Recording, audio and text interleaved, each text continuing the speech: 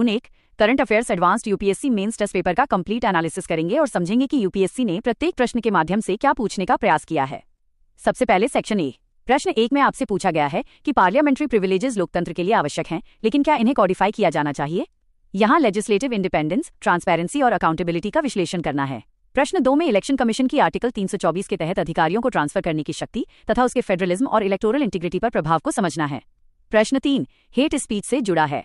इसमें freedom of expression और social harmony के बीच संतुलन तथा भारतीय कानूनों की पर्याप्तता का मूल्यांकन करना है।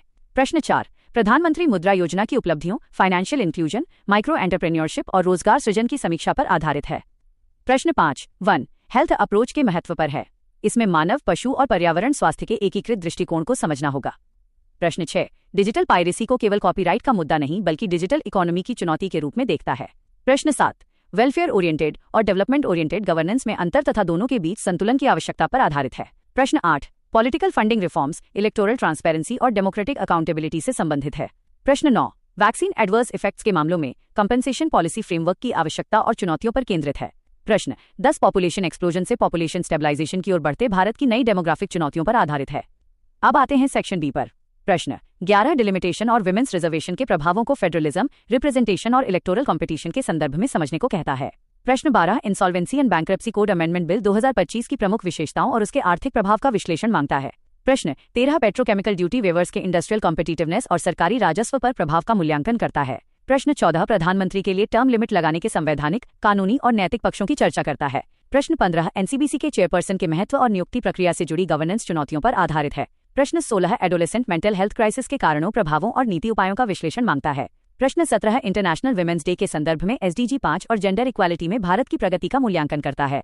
प्रश्न 18 कोविड महामारी के अनुभवों के आधार पर no fault vaccine compensation mechanism की आवश्यकता और चुनौतियों को समझने को कहता है। अब सेक्शन सी। प्रश्न 19 कहता है कि इलेक्टोरल रिफॉर्म्स केवल एक क्षेत्र तक सीमित नहीं है। पॉलिटिकल फंडिंग, डिलिमिटेशन, रिप्रेजेंटेशन और संस्थागत स्वायत्तता सभी में सुधार आवश्यक है। प्रश्न 20 हेल्थ अप्रोच की भारत की हेल्थ सिक्योरिटी, महामारी प्रबंधन और सस्टेनेबल हेल्थ गवर्नेंस में प्रासंगिकता का आलोचनात्मक मूल्यांकन मांगता है।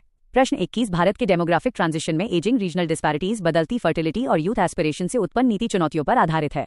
प्रश्न 22 पूछता है कि क्या पीएमएवाईजी और मुद्रा जैसी वेलफेयर स्कीम्स केवल सोशल प्रोटेक्शन देती हैं या सस्टेनेबल डेवलपमेंट की उत्प्रेरक भी बन सकती हैं। प्रश्न 23 डिजिटल टेक्नोलॉजी से उत्पन्न privacy, intellectual property, miss information और हेट स्पीच जैसी चुनौतियों के प्रति भारत की कानूनी और संस्थागत प्रतिक्रिया का मूल्यांकन करता है। अब ऐसे सेक्शन ऐसे -1 का विषय है कि डेवलपमेंट और इंक्लूजन दोनों एक दूसरे के पूरक हैं। केवल विकास असमानता बढ़ा सकता है जबकि केवल कल्याणकारी नीतियां निर्भरता बढ़ा सकती हैं। इसलिए संतुलित विकास मॉडल आवश्यक है। ऐसे -2 लोकतंत्र में संस्थाओं की विश्वसनीयता के महत्व पर आधारित है। इसमें इलेक्टोरल रिफॉर्म्स,